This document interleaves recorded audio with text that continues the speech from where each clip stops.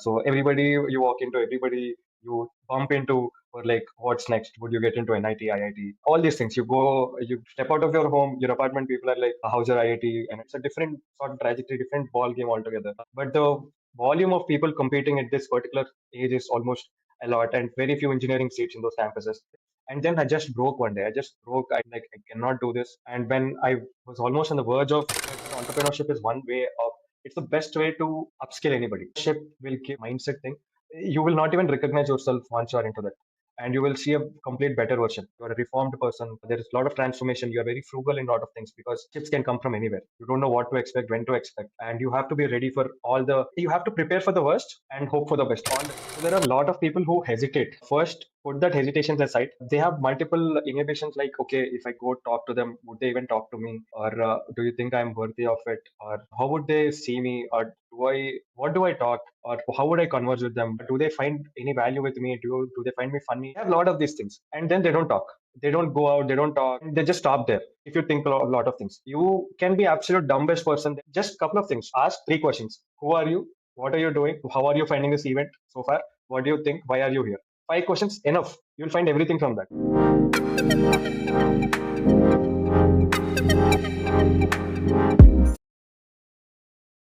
Everyone, welcome to I Am a Recruiter podcast. I'm your host, Prafula Deori, and I'm super excited to have you with us here. Right? I Am a Recruiter is more than just a community. It is a place where we inspire recruiters, talent acquisition professionals, and honestly, anyone who is looking for a little spark of motivation in their life. Here, we are trying to create a real impact by recording, by inviting, and by talking to different people across the industry, right? We are not just only inviting the recruiters, but we are also trying to invite different people who is somehow associated with recruiting as well. You must be thinking how we are making those impact, right? Bringing in guests who are just like you, people who have faced failure, setbacks, doubts, and tough times, but still rose up and found success in their own terms. If you feel we are adding some small bit of inspiration in your life, feel free to show some love to us by liking, sharing, commenting, and of course, don't forget to hit the subscribe button. Let's keep growing,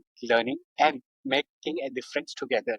Now, let's jump to the conversation, right? So, we are thrilled to invite a very special guest of ours. His name is Siddarth Praneeth. Siddarth is not just a recruiter, he is a true builder, right? He has helped many communities ground up. He has worked closely with multiple different founders as well, right? He has worked at founders office also, right? And he's truly passionate about making some difference, some impact in the world of recruitment. So welcome, Siddarth. We are really excited to have you here. We would love to know who Siddarth is, right? What is your journey? Like, what is your background? What kind of challenges you have faced? And why you feel in like making some kind of difference in terms of community, in terms of supporting different people, right? So we start big intro about you, Siddarth. But thank you for us today. Firstly, thank you very much, Profula, for this opportunity. And I'm truly grateful to be part of this community and also be sharing my tiny story to share with all the people. That is a bit unconventional from me, but also I think it is something that everybody can probably sort of relate with and sort of take cues from. Probably if I can help out in any way, I'd be more than happy. So that's first, thank you again. So a little bit about me. So I basically got into talent acquisition. It was a very conventional, unplanned, or an accidental thing. So I am basically an engineer. I was a civil engineer. So, and I was doing my BTech, and so I was very outgoing person. I used to be part of student clubs, forums, non-profits. Started my own. So I've also been part of these things. So I've seen a lot of gap in terms of my peers basically being very talented but not able to get those opportunities that they deserve. Right. So I thought, so there is talent, there are opportunities, but something is missing in between. Okay, so I basically took a lot of initiatives. For example, starting an MUN society. So it's a platform for all the students to sort of put the stage fear, talk, articulate, be leader, so that whatever they're thinking is, they're also thinking strategically. They're thinking very mature, learning stuff, and they're putting forward to the outside world. It is one way, and there are other things like TEDx. I've been part of robotics clubs, teaching fairs, and multiple things. I think I don't know. I've been part of like 20, 30 clubs in my college. That was one. So I was leading a couple of them in my third or final years. And whenever I was hiring as part of when I was leading as a president or vice president or head of those clubs, right? So I used to always look at people who could probably come in and take over the reins next year, who are more aligned towards our vision we're trying to solve. It is not just another certification sort of thing for them at the end of the day, but they truly have to believe in what they do and they have to take it to the next level, because next year I may not be there, but they are the ones that have to take it, right? So in that ways, those things have taught me a lot.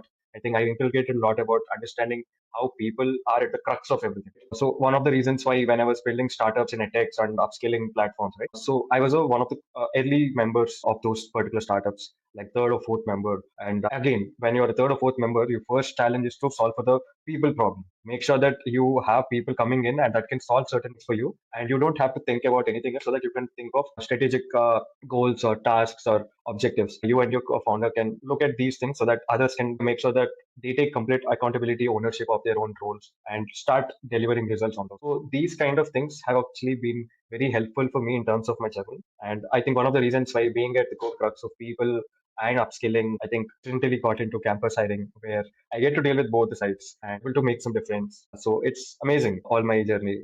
So yeah. To know. Okay, before we move to the next discussion, if you can quickly tell us about your background, let's know about you. Where did you born and brought up? And Okay. Very interesting. So I was born in a very small town called Ovolu in Andhra Pradesh near Rajahmundry. So I was born there, and then I was brought up in around 9 years of my life in Telangana in a city called Nizamabad. After that, my parents thought Hyderabad would be one place for us to have better education. Since my mom was a teacher and my family had a lot of educational background and stuff, they were very much interested. So you have people from DRDO, you have people in army, you have people in education sector, people leading schools, colleges, and stuff. So we come from very typical Orthodox Brahmin family where education is at the core of everything for us. It is of highest importance. But I was more into cricket. I loved education. It's not like I don't like it, but I always thought there is more to life than just studying. But education, you can get education from anywhere. You can get it from people, you can get it from it vendor, anything. Anybody can give you a lot of education. So I loved studying, I loved all my subjects. I was in ICSE, so I had English 1, English 2, there were about 10 subjects. And you also had Java that you would probably solve in a BTech second year. It was easy for me in terms of getting context. Then, but okay, this is not for me. Even though I was good at those, even though I was from ICC background and it was 2015 World Cup, Cricket World Cup, I watched all the matches and still was able to score about 91 in my course. But then so I was always playing cricket. I was playing a lot of tournaments, districts, or on all those things, professional cricket. Once that was done, it was my true love. Once that was done, everything was taken away from me. I felt like something was taken away from me, and I couldn't concentrate on my education on my 11th and 12th. So I didn't get that. So everybody you walk into, everybody you bump into, or like, what's next? Would you get into NIT, IIT? All these things. You step out of your home, your apartment. People are like, how's your IIT, NIT prep going? Your family functions are all around that. Your classmates are all around that. It was too much for me. I'm like, no, man, I cannot do this. And then I didn't get great grades, but still I managed some college. I thought whatever college I'm in, I'm going to make the best. I really wanted to do architecture, but due to differences between me and my parents, I ended up with civil engineering. But so out of those 4 years, this was 17 to 21. Out of this, I lost 2 of my years in COVID. So I basically had gone to college for like 2.5 years. So that's pretty much it. Even in that 2.5 years, I think my attendance would be hardly 10-20%. Because someone who would be in the class, so if they see me in class, it would be like some new guy came, who is this? They would be shocked. My faculty would ask, even part of this class. So, but at the end of the day, I would still get results. That's another thing. So they knew me as someone who is very outgoing, who can do a lot of things, but still can get results even though without studying and stuff. So my college is also very helpful for me in terms of giving me. So since it was JNTU affiliated in Hyderabad, so external marks were not in their hands, but they would manage everything internally. In terms of attendance, in terms of internals, labs, mates, everything they used to support me. However, if I come, so I used to directly land in college from a business trip or something during when I was building startups and stuff. So I always managed my attendance through permission letters or club certificates or something or the other. I've not been just part of my college events, but also I supported in other college events, different city events. So all those things literally drove me. I spoke to people. I learned a lot of things. It was great exposure for me. So I wanted to solve the skill gap in terms of in the city, at least in my city. So I joined a non-profit that dealt with skill development, entrepreneurship, frugal innovation, emotional intelligence and stuff. So I still run it on the side. So I'm more purpose driven. I've seen a lot of things. If I see a problem around me, I try to solve it through at least smallest of initiative. Okay, it may not be big, but you can start with something small. So it's just a motto that I go by. Always think big, but start small. So these small things compound into those multiple outcomes or results at the end of the day. So pretty much that's it. 2.5 years. I think third year I took up a random entrepreneurship project. I mean, joined as a project manager in a startup. I thought I'm not going to college. There's not much here. I thought I'll probably support my family also through this. I thought I'll take a small little internship.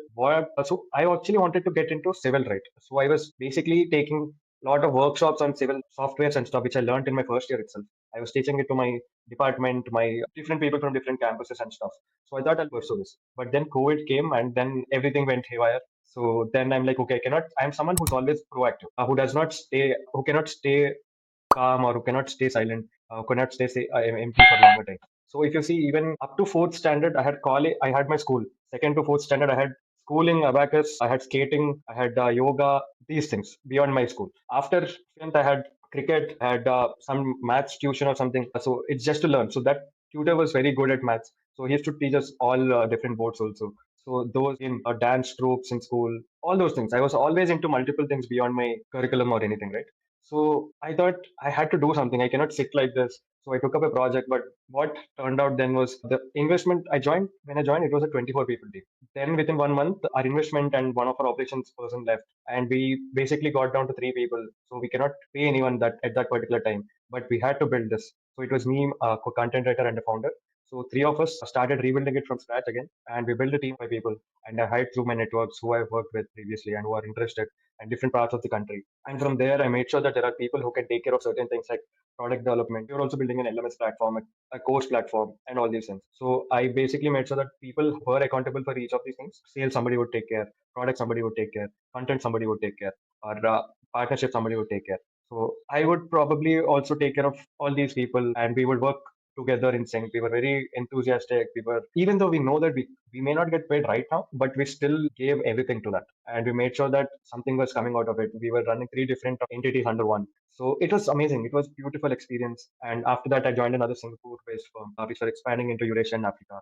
So this was into 21st century skill development platform. So it was running since 30 years in Singapore. And when I joined as a founder's office there, I got to work into multiple things. First, hire people, and then again, basically deal with marketing, awareness projects, webinar projects, build curriculum partnerships, also deal with the sort of end-to-end and collaterals building and website building on no-code platforms. So my role never static. I was learning new things, I was doing new things, I was exploring new things, and it was also a very divided team across India and Africa. So that cross-cultural experience, and we were dealing with the European people in terms of our projects and stuff, European, US, Southeast Asia. So these kind of experiences, right, have actually taught me so many things in multiple ways. This is one, and from there, HR happened. Kika was planning on a LMS platform to me for campus hiring and adoption of that LMS platform. So I thought, okay, great, why not? It sounds interesting, and I've done something like that. And then I joined Keka, and when I joined, it was only about 300 people, and by the time I left, it was almost 4x of what I joined. So that's pretty much, and in terms of scaling and stuff, it was a huge, amazing experience for me till date. A lot of learning, a lot of people to interact with. So that is one thing, and another organization where I've never done tech hiring before. But in my previous organization, I've done tech hiring right from SDs to engineering managers, product folks, AI/ML folks, all these. And that was another learning experience for me. But throughout all these various experiences, right, I think my will to learn, curiosity, and ability to engage with people, I think that helped me a lot in terms of different situations, different sort of organizations. So every experience was a beautiful one in its own way and was also equally enriching in its own way. To know, Siddharth. So, question which I wanted to ask is like you mentioned about your love for cricket, right? Yeah. And what happened exactly? Like why you have to leave cricket and like focus on different things? Cricket, as you have mentioned, cricket was your It is still my life. But as I said, I come from a very typical traditional Brahmin family, and for us, education is everything. So my parents were like, so you have your boards and stuff, you have to stop cricket. If you don't study well, you don't get into good college, then you can't make, so you have to settle. So we come from a middle class family. So for us, education was at the par, and cricket, at least in terms of a lot of things, it has a lot of money involved. People used to tell all these things. You have to leave your education and play a lot of places, and you have to keep traveling, and you have to put this aside, and that was not an option, at least for my this thing. So, but still playing tournaments, I still play corporate tournaments whenever I get some chance. Keep exploring those things. Or over the weekends, I usually play cricket. So yeah, that's how I'm still okay. connected to So that. how do you, as a typical recruiter question, how do you rate yourself in cricket then? Like in a match, how much you scored? Are you a batsman or a bowler or an all rounder? So I'm an all-rounder. So in terms of, but mostly inclined towards bowling. I mean, I do off spin there, but every match I pick at least 2 wickets. I'm very economical. So my whatever overs I bowl, that feels like sorted for my captains all the time. So in my recent tournaments also, I think I played like 6 matches and I picked around 19 wickets there. So my bowling has been at least 8, even though I don't have that kind of a regular practice right now, but at least 7.5 to 8 was there. Batting is somewhere around 6 to 7, I could say, because I don't practice at all. I just go and play. Bowling will still coming, but batting I have to practice. So yeah, that's pretty much it. But if you talk about other than glaze ball matches, I'm able to manage there. So yeah. One thing which I can relate with you, Siddharth, I think cricket was mostly during my young days, right? Mostly love for every boys, right? Even the girls also love to play, but Mhm. boys definitely. We used to play it in our home, in our living room. So we broke so many glasses, so many stuff at home. So I think my mom broke a couple of boards of mine also. So one thing which I recall when you were mentioning, right, during my school days, I was not very good student, right? I was average, but I same like you was part of dance troupe. I tried drawing, tried going for singing class, guitar class, lots of different things I have experimented. But some or the other thing will happen whenever I try exploring new things. For example, I went to a drawing school. After 2 weeks, the school shut down because the teacher got a new job and he went somewhere. Okay, then tried dancing. Right? Yeah, we did for like 2 to 3 months. Then again, the teacher he married someone and they need to relocate to some other place. Then again, started going to a cricket coaching, right? And I Mhm. got a new kid. On the first day itself, one of my friend he took my bat and he played a shot and the bat only broke in between. My God. So, after that, I didn't have the courage to go to cricket or anything such, right? But to be very honest, I love exploring. I love doing different things, but never a master of any particular skills or any different things, right? But the one thing which I love the most is a person is playing chess. Might be I have lost more than 10,000 or 20,000 matches because I keep playing chess every day in my mobile. Earlier, like in school also we used to play, but I have lost many matches, but still I have the love or the zeal to play. Great. I was able to relate at least the cricket part with you, how my cricket And movies from my so life. stadium was just beside my home. Okay, at least in Hyderabad. So there was a huge ground, and you cannot just stop me from going there. So if you are beside stadium, my coaching was also there. I also love playing other sports. I used to explore basketball, football, badminton. Chess was one of the very interesting game for me. But I'm not pursued it long. I'm very much in sports or something that. So I have heard about thing that you love doing lots of different things. But what, as a person, what drives you, Siddharth? Like, is it some kind of impact, or is it some kind of some incident in your past? What drives you to solve those kind of problem? At least some small impact as well, right? Because everyone have some or the other things in their mind or in their heart, which because of that they try to solve problem. So it may sound a bit silly, but when I mentioned, right, so everybody was into this IIT, NIT coaching, and at least in Telangana, Andhra, there are these coaching centers, couple of coaching centers where they just promise you rank one in IITs, NITs and stuff. They're just like factories to six, sometimes even more than that, 8 to 9 or so, or something. So when you confine people there, at least I cannot be confined. That is what I felt. One of the reasons I think I completely broke out of that cycle. A lot of people, at least if you see this intermediate, right, 11th and 12th, if you're doing it in CBSE or ICSE or different boards, it's fine because they're very matured in terms of making sure that what you want to choose at longer time, they'll give you that explore options to explore and stuff. So, but that's not the case with these kind of campuses, right? So you are just put into a factory. You are given three subjects. You just have to run those things all the time. Wherever you go, and everybody is into a race. It's like a loop. You don't get out of it. You are coming out of your college, and then you are sitting again for a Monday test, Friday test. So it is too much. And everybody is like, you have to get into IIT. If not, there's no life. If not, there nobody will give you value and all these things. Those two areas were depressing for me, almost at the verge of me ending my life a couple of times, a few times. It was a lot of things going wrong during 2 years for me. And I was a good student. I was not like a bad student ever.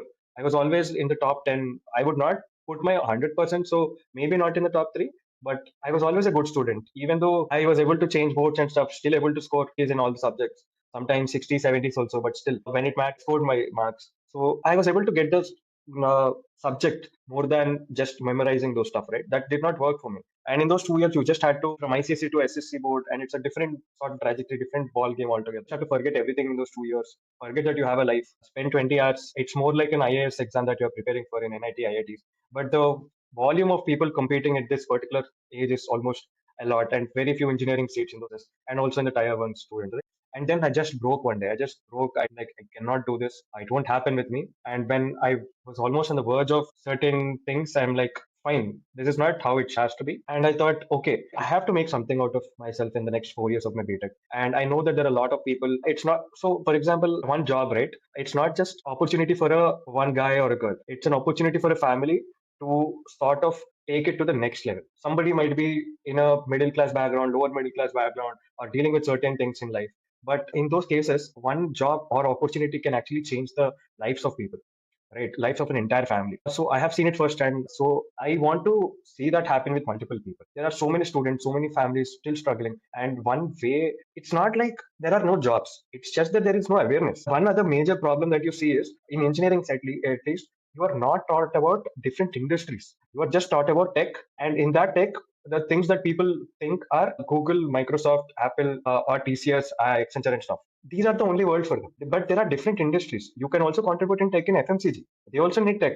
You can go to manufacturing. They also need tech. You can go to different medical. That is also tech. So, okay, leave tech. But there are different industries, different sort of job roles that could fit you. It's not like one thing fits all, right? You have to make sure that there are multiple opportunities. There are different industries out there, different sectors out there, different kinds of things that you would probably be good at. It's not like you go to my only life and I don't get this, then my life is done. So some people may not take you for comms, or for some people may not take you for technical this thing, but some people will take a chance on you based on a lot of things. Recruitment also happens that way, right? That is why you cannot basically duplicate, or you cannot replace humans with AI, because it's the human potential. It's you need that empathy, potential making, that only gut feeling only that we have can match these people to different things. Recruitment, if you automate those with AI, it will reject everybody. Nobody will get a job in that case, unless and until you are again putting a AI-based resume. So, and again, once you are interviewing, then it's another a waste of time for you, because there are a lot of things that you have to look at. So I thought I could probably make a difference here. There is a lot of people. We are 140 people in India. That means how many people are in top 1% or 10%? Majority of the population, at least 50, 60 crores, are in struggling phase, or at least in trying to make a survival for themselves, right? And it's not them again, it's a family. When you talk about a person, you also have to talk about a family. When you talk about an opportunity, you have to talk about their family and stuff.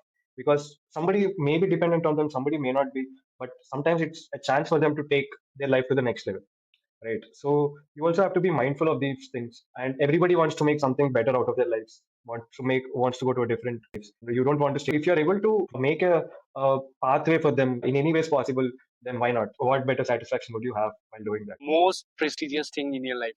Like there is nothing else in life. You can't earn more money if you do something else, right? But that's not the real fact, right? And because of this society pressure, peer pressure, family pressure, lots of mental health get impacted of that individual student, right? And because of that, we have also seen lots of mishappen things as well, right? How people have done lots of different things. And we have also seen like the Code of Factory, that series as well, right? How much pressure people have to go through.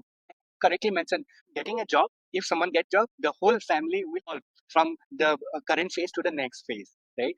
So definitely that's there. Under what circumstances, under how much pressure is that person able to take those kind of pressure? Because every individual is different. Just to give you an example, right? For me also, I think after my 11 12, my parents also like told give IIT entrance test, give medical entrance test, give NIT AIEEE entrance test. So I gave them all, right? So but somehow I knew that I was not into it, because if you don't feel the vibe, you feel from inside, right? But because of the family thing I gave, right? And I also tried to, I dropped 1 year just to prepare also because my family wanted. So Hmm. there is like lots of pressure happening for that student, right? And I definitely urge the audience, if you're watching, your student, your child need your love, your support, right? Don't pressure them, right? They, if they do something which they love, they can be much more successful in their life, right? Later on, like if because of peer pressure, you keep seeing lots of news about mishaps and other things. You never know what kind of thought process the person might have. So I definitely request the parents of the society, don't do comparison between the students. It's very difficult. One small thing, right? So you were able to sort of take a break and go for that long term thing, right? So there would be families that cannot afford, okay, or it may be too late for the by the time they graduate and stuff. So I think I was in one of those situations because early in my life, my dad had a heart operation, so very critical operation. So one of the reasons I had to, as an elder son, I had to take up a lot of responsibility in terms of those that hit me in terms of reality hit very hard right then. So that is when I'm like, no, it's fine. I'll not go for all those long term and stuff. Whichever campus I'm getting into, 4 years, I'll make sure that I'm the best, or else they'll recommend me to any campus. And one other thing is, due to COVID, again, there were a lot of other mishaps. So there was an accident in family. I lost two of my cousins during that immediately. And during that also, I was building my other startup because I've given a commitment to them. And their treatment was happening from our home. I could have just given up. I could have just said, I have exams, I had this immediate things happening, but I've given my commitment. I did not want to let go of it. So I stick to that. But what happened was my grades took a huge hit. And then I had to take a year or so to clear those. But still, I've never sat in campus placements and stuff. Half the time I was not eligible. So that was another thing. But I never had to look for a job. I had to look for a job. I always had offers all the time. So that's one thing I think I should thank all my experiences, all my seniors, my faculty, everybody who trusted in me. So even if there was any company that came from outside, right, my campus used to sort of recommend my name to them, saying he's a very good candidate, just take him. So they reached out to me directly in very good positions and stuff. So I never had to look for a job. That's one thing. I think that I was self reliable in terms of my skills. I was very confident of my skills. What can I bring to the table? So that was one thing. I want everybody to be that way. They don't have to worry about what do I do after this? What would my life be? So that shouldn't be a problem for them. If they trust their skills, if they trust what they can bring to the table, nobody can shouldn't need any other help. Not even referral, not even a recruiter who sort of trains them through interviews also. So it's just them all together. So that is something that as a recruiter, we also have to make sure that people are self-reliable in their way, self-confident, and they are on top of their game so that they don't have to ever rely on someone else for an opportunity. They just come there, sit, make sure that I'm the right person for the job, and get done with it. Yes. Just a second, Siddharth. Yes. So again, like I can also relate to that. Even though I took a break from very young age, there were some of the other responsibilities there on me, right? And because of that, I have to go through many odd jobs as well, right? So during the 10th, after once I completed the 10th, I started with taking tuitions of the nearby students and all the 3, 4 class students, right? And after I think 10th, I have also done one of the very odd jobs. One of my uncle, I used to feel same earlier, but now I feel it's okay. So he used to sell potato and onions in Mandi, right? Okay. So what I used to do, I used to go with him, right? He have a cycle and he used to go to the wholesaler and buy the bags of potato and onions and go to the mandi and sell it, right? So he was like, if he need some help, he used to call me. Since after my 10th, I didn't have, there will be like 3, 4 months gap. So I used to sit in his place in mandi as well to sell potato and onions and other stuffs as well, right? But there are multiple times when my friends who used to come to buy vegetables and all, they used to laugh at me. At the time, I feel so shy, right? And there are many times even though my dad was working, right, he was a serviceman, but I thought that let me support my uncle whatever way I can. So I thought let me do that. But my teachers who were kind of laughing at me, even though I got a good grades, right? I thought, what is there to be scared of, right? I'm not stealing anything, just helping my uncle. So those are some of the odd jobs I have done. I have also during the 12th, when I told you I have taken a break, right? So at Mhm. that time, 1 year, in that 1 year, 6 months, I have come to Bangalore as well because I was not able to focus in anything in my house because there were lots of pressure. They were like just talking all different things why you are wasting your time and all those things. So I came to Bangalore. I didn't knew what to do. So I went to different KFC and Domino's and tried to find jobs. I was not able to find job because I some or the other way. Then I went to one of the security agency as well. And I worked as a security guard also for 6 months. Oh my And God. that too, it was Christ University, if you see Bangalore, right, Kormangala. Just opposite to that, there was, I think it was in 2004, might be, or 6 might be, it was. I came there, I worked, there was a company name called Tech Mahindra. So I was in the reception as a security guard, checking everyone passes and all. Parallelly, I was studying in a table, doing my preparation for the entrance and all. Those kind of inspiration from them. These engineers are quite young. They were hiring lots of freshers as well. So somehow it motivated me. But again, like after doing the engineering, I realized that engineering was not my cup of tea. I have wasted those times as well. But whatever it is, I don't feel shy. But now I'm getting the courage. To be very honest, I was not very comfortable talking about these things.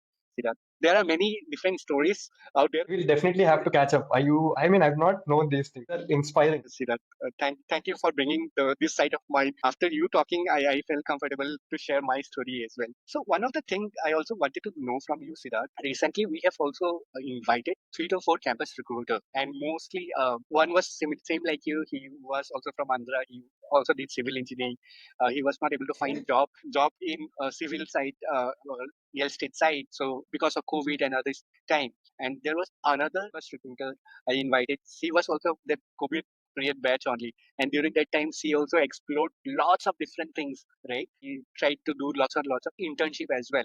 Like same like you did lots of different projects, and because of that, you got lots of exposure as well, right? Because not everyone get those kind of exposure which you have get, and which have shaped you well, I would say, right? You know what you Definitely, want definitely, now, right? definitely. So how was those 2 years when you were working from home and like you were not able to go out? How was your time there? So honestly, I was actually preparing for a huge MUN to host my society first. So I thought if COVID did not happen, I would that anyways happened in 21, but in June or something, March was COVID. In June or July, we were planning that MUN, and I was about to start another forum for my civil department.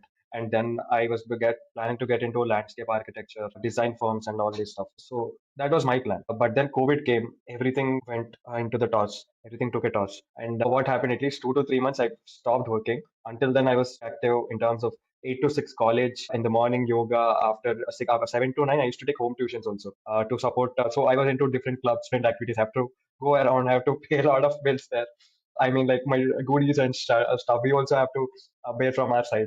So a lot of things. So I used to take home tuitions 2 hours. After that, I used to learn stuff and teach those softwares. I was part of TEDx, robotics. So a lot of events, a lot of stuff. But then I took a huge break during those 3 months or 4 months. And then I think I was so done with that. I could not take it. And in August, I thought, okay, I'll probably take up an opportunity. So I took up an opportunity. And from there, my journey started. So it was remote. Both my entrepreneurial pursuits were both of them remote. One was divided amongst different parts of India. Another was India and Africa and Southeast Asia and stuff. So I would definitely not prefer remote because I need that people connect. I need people to be around because you get so many things done when you are working together. You just sometimes if you're working in a silo, if you're working in individually, sometimes you work on absolute different things, or sometimes you're stuck in a loop. If you're working in teams, sometimes it's easy for you to get out of that loop and get out of those vicious cycles sometimes and make things faster and unblock a lot of things very quick. Right. So, but those 2 years for me, I think those things have actually changed my life. They took an amazing turn to my life. I know that I want to be an entrepreneur for sure, but I actually got to first hand experience how it is to be an entrepreneur. And I wouldn't trade anything for that experience in my life because it was so chaotic. It was so messy. It was everything you had to figure out from team structuring. What do we need? What are the amount that we have? And we didn't have any cash also, not even single penny at one point, but we still had to generate something, make sure that something is happening, something is flowing. And from that, make our cost minimal, but also get some outcomes in different things, run parallel projects so that your branding is happening, your cash flow is happening, and team is also engaged in multiple things. So your momentum is going on, so that nobody is sort of basically out of the loop and they're not contributing or not something. The energy was flowing. So we had a lot of things. It was amazing. It was a lot of learning, a lot of problem solving. I mean, it was an experience. It was experience. I love it. Oh, it was beautiful. I wore so many hats. Remember, I went to a campus in a chair car in a train. Until then, I've never sat in a chair car in a train. Okay. So I went there and we roamed in different, very my remote colleges. We used to talk to those campuses. We used to get those things signed. I remember out of thin air, just on a white paper, we signed it in. Just prepared an entire product for them on that paper, entire curriculum for them, and we signed the deal. So I remember those days. It was amazing. I had a lot of mentors support me there who had a lot of entrepreneurship experience, who had years of experience, who taught me how to write MOUs, memorandums, partnership documents, proposal, so how to pitch, a lot of things, right? I've learned for those people, a lot of mentorship guidance. I'm still engaged with them. They still come and meet me. Yeah, if I'm there, I go and meet them. So it's amazing. So entrepreneurship, as I said, right? So I have always been somebody who can things into his hands, right? Who has complete ownership and he does not wait for someone else, somebody to start something or do. I would, if that is not happening, I'll start something of my own and do it. I'll do it on my own. That is how I started a couple of forums, a couple of clubs in my college. And I've taken that leadership, I've taken that kind of an ownership or initiatives from my side, and I've started doing it. And entrepreneurship was also, I think, it's more of drive, it's more of commitment, and it's more of how passionate are you in terms of solving that particular problem. And if you see, all my experiences have been around solving those problems. And I found that entrepreneurship is one way of it's the best way to upskill anybody. Ship will give that kind of mindset. It's a mindset thing. You will not even recognize yourself once you are into that, and you will see a complete better version. So you might be lacking at different skills before you get into that, but after that, you are a complete changed person. You are a reformed person. There is a lot of transformation. You are very frugal in a lot of things because tips can come from anywhere. You don't know what to expect, when to expect, and you have to be ready for all the. You have to prepare for the worst and hope for the best all the time. you always have to prepare for the worst. That means tomorrow this deal may not happen, or tomorrow our funding may run out, or tomorrow we may not get any people to work with. But you also have to be hopeful or optimistic that, okay, we will make some things happen, things will change, we are going to walk towards a better path. So these things have to happen. And when the cash flows are all gone, so we just were very honest with whoever we were hiring. We told them, see, this is the situation, this is what we're going through currently, but this is what we're trying to solve and how we are going to solve. And we hope to pay you in the next few months or something. So we'll try to figure out something or the other. If monetary is not happening, something or the other we'll figure out. But if you're in, just let us know. If not, we're okay. We understand that situation because we also understand how it is for you outside. So we took those kind of driven people, right?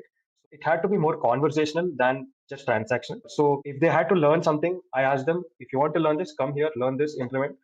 What's the better way to do it for you, right? So they came, they learned, they implemented, they executed, and they were different people altogether. And it was beautiful to see them transform into who they are.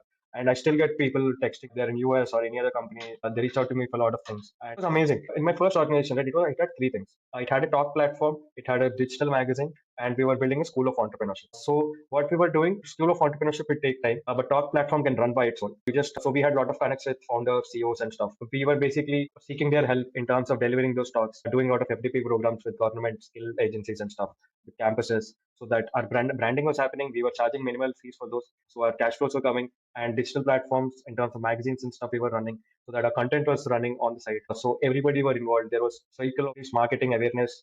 These things were happening. Cash flow was happening. And then we were building this curriculum and also going to campuses and signing deals there and integrating these in terms of that.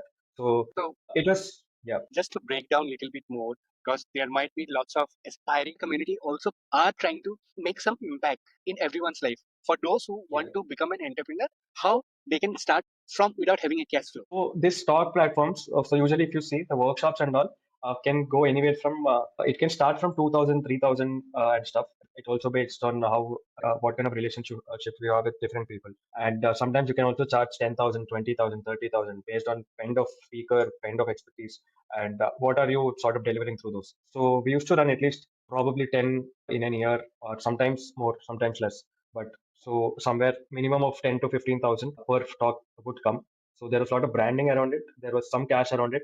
And around that, we were doing other platforms. Yes, the digital platforms, YouTube platforms are not cash generating, at least so far, but they were building our brand. They were building awareness on what we're trying to do. These things are running and in partnership with agencies like skill development cells of each state, right? So they have multiple colleges under their belt. So what you can do is just, if you can connect with them, if you can show what you can bring to those tables, you can make a deal with them. They'll give you good. So you can work out a deal with them, and that was one. I cannot give you the entire Yeah, no, details, no, but that's fine. so yeah, so but you can work around commercials there, because they'll at least have 10, 15 colleges would be interested in taking up FDP programs. They usually have this as part of budgets, each colleges, in terms of FDP and also CRT, campus recruitment training. So you can take that, you can take this, and you get good amounts there. So whatever you get there, you can actually pump here and sort of build your other products. So that's one thing. And course is another platform. How Yeah. much time generally, like let's say the person is building something from very and he have just planned like you have guided, right? How soon the cash flow will come in within like 1 month, 2 months, 3 months time? Sometimes it takes us at least 3 to 6 months to sort of build that kind of connection system. So when I joined, we had at least certain connections, certain playbooks in place so that we would could run with something. If not, building those things would only take some time. But in terms of workshops and stuff, if you can sort of see, in my experience, if you just ask somebody to help, they are always more than happy to help. So if you say we are planning to do this event, would you be able to share your experience here? And you can do that, and they would be more than happy to come. You just take care of certain things for them, and you can charge, and you can either share certain amount with them, or sometimes based on goodwill, you can do a long-term partnership with them. So there are a lot of things like that, right? So it's about how you interact with people, how you talk to people, what kind of understanding you have between people that actually turns into network is actually into network is there. I saw a firsthand because we were able to survive based on this network and connections. So that was one amazing stuff. So that is one thing. So sometimes you don't even need anything. Just talk to people, say we need help. Can you go to this campus, do a workshop, and you can start with that. And if it works out, you can go to the next one. Start something slowly as you are doing it. Figure out stuff and work on other stuff on the side. So that's fine. So a lot of ethics actually are that only, but that is also not right. See, if you're able to provide some valuable content, in-depth content, good. If not, that is, it's all top of the surface. If you see a lot of talks are also on top of the surface. So that I never liked. So I wanted to get into depth. So I always got like in-depth actual subject matter expertise. so that people can learn and get something out of it. Yes. So you mentioned about networking, right? Which definitely lots of our guests also talk about networking, right? Yes. But still people find it difficult to do proper networking, right? So in your words, Siddharth, how do you help people learn in simple way how they can network well with people? First thing is, so there are a lot of people who hesitate. First, put that hesitations aside. They have multiple inhibitions like, okay, if I go talk to them, would they even talk to me? Or do you think I'm worthy of it? Or how would they see me? Or what do I talk? Or how would I converse with them? Do they find any value with me? Do they find me funny? They have a lot of these things. And then they don't talk. They don't go out. They don't talk. They just stop there. It is too much if you think a lot of things. You can be absolute dumbest person there. It's fine. People are always ready to sort of correct. You just have to be open to that. But then once they so what I did last year at least was just the last year. Usually I'm very outgoing person. I go to random events. I just go and talk to them. I try to talk to people, understand what they're doing, what's happening. Just a couple of things. Ask three questions. Who are you? What are you doing? How are you finding this event so far? What do you think? Why are you here? Five questions enough. You'll find everything from that. You don't have to ask, oh, I like this particular topic. What do you think of this? Do you think this particular thing can actually help there? No, you don't have to. You just ask five questions. Who are you? What are you doing? Why are you here? How do you find it so far? What do you think next? Five questions. Sorted. Nothing else. From there, conversations will flow and they will only guide you a lot. And then conversations will pick up and you just exchange a lot of things. And then they'll get to know them. And if needed, you can travel a long way. So last year, so I got a lot of my opportunities also. My first entrepreneurship gig started from that. I met some guy in some other event, and after 2 years, I just pinged him. So I saw this. Do you think I can apply? He's like, yeah, man, just interview. It's fine. And I gave an interview, and I just got into it. So random people all the time. It's always my network that has helped me. And last year in Hyderabad, at least in TA stuff, I attended first event, and I just wanted to see what was happening in that event, and I made some amazing connections there. And you wouldn't believe I was consistent for the next 11 events. Not just that, but I think at one point there were 30 events in 2 months. Friday, Saturday, Sunday, Monday. We met almost every week, and those were experienced people. 10, 15 people, 15 years experience, 17, 20 years experience. That didn't stop me. More than happy to support me if I'm doing something. Don't think of anything. Just go and talk. People would be more than happy to talk because they also need that human connection. We are done with this digital world, the screens and stuff. So, man, come on. I agree, Siddharth. Interesting discussion so far. I think we are almost on a time. So what I was telling you, you have a very interesting journey, right? But still, everyone see the journey from the top view, the success, right? But behind the scene, there might be lots of challenges as well, which you might have gone through. I don't think I've achieved the success yet. I'm not even there. I'm not even halfway there. But whatever you are doing, it might look successful for the other person, right? Maybe. But for them, they might not know what kind of struggle you have gone through, what kind of challenges you have gone through, right? So can you talk about those challenges as well, those struggles as well, and how did you overcome those challenges? Because definitely everyone's life is not the straight line. There will be ups and downs everywhere, right? So can you tell some of those? I think my ups and downs were mostly around my first startups because one of the other reasons why those things did not work out either through government compliance issues where we eventually had to shut down or another time when another so we our team broke down again. So those kind of things keep happening. And again, where so if I still fail at those places, right, I would still feel okay. What would I do next? But I would always have another offer in place for some reason.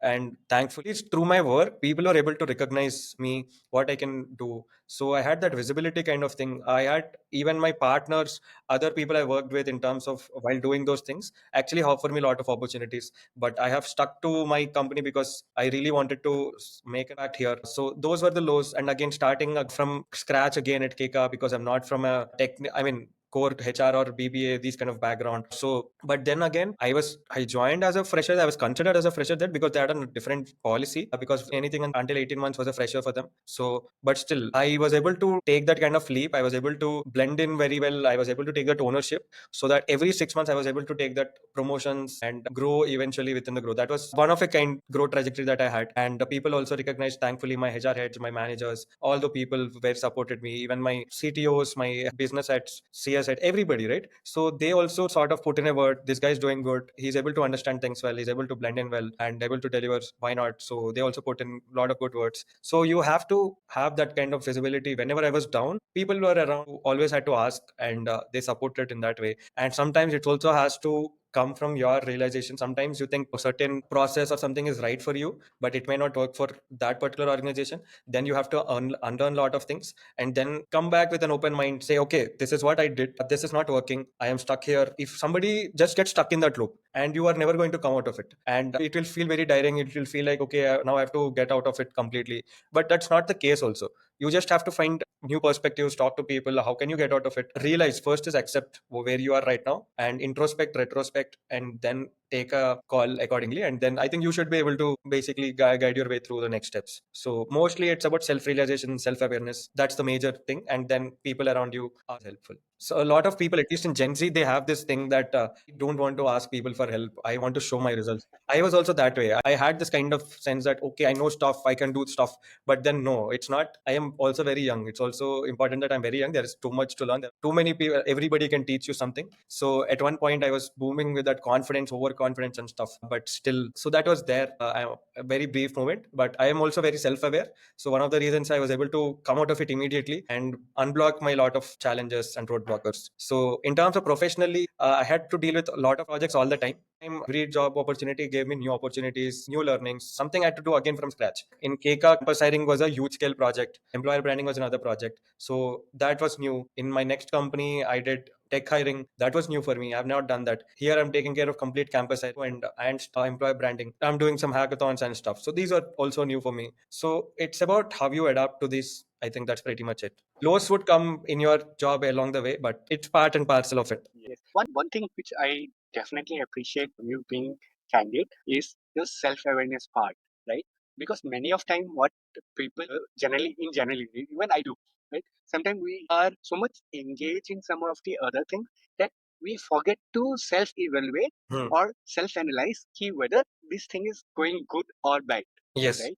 When you get super success in most of the things, you get some kind of stuffs in your head, right? Proud and egos come up along the way. So those self-realization is definitely important from time to time, and you have to evaluate yourself from time to time. Great. So last question, Siddharth. It was a very interesting discussion. So as a community, I'm a recruiter community. How you are also one of the core member of I'm a recruiter community. I forgot to mention that during our initial intro. So what do you think about I'm a recruiter community and how we are doing, and what do you think how we can do more impact to the society? Because one thing what I see, the engagement wise, I still see there is a lot of challenge as a community for member. What do you think from that angle? At least in terms of, there is one thing that sets I am recruiter apart is drive and commitment. Second thing is the consistency with which that you basically take things and roll out a podcast every week. So that I don't think anybody else is doing. Nobody, no other community, not just TA, any other community. So they, and even if they're doing, they have a huge team, but you are taking a lot of things on your own. And I think we also had a lot of help over the past 1 year. We've done some amazing events, so that was great. The energy in those events was